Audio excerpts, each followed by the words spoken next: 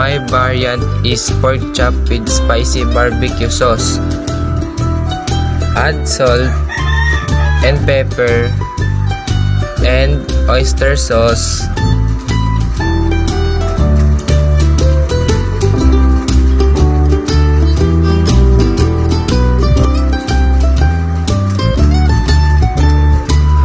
And lime and garlic, and then stir to absorb the ingredients.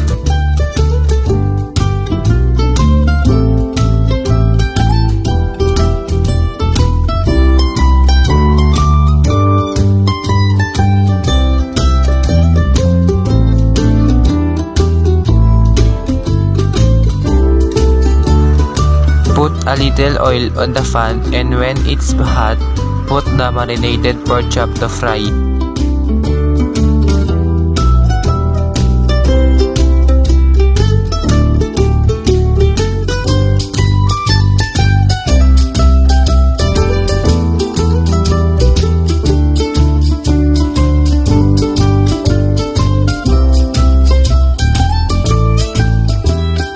After frying the pork chop, drain it and set it aside first. And in the same pan, put soy sauce and oyster sauce,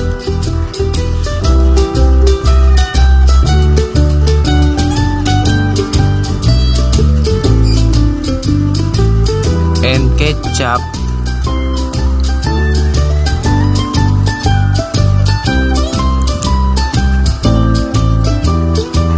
sugar,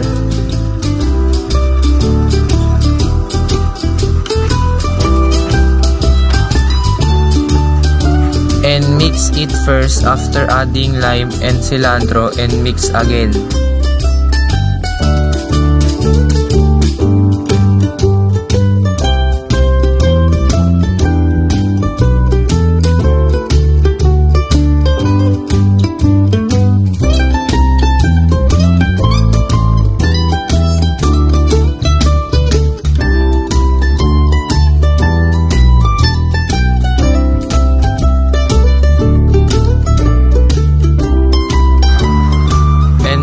Put the pork chop to mix with the ingredients, the spicy barbecue sauce. Stir it well so that the sauce is absorbed by the pork.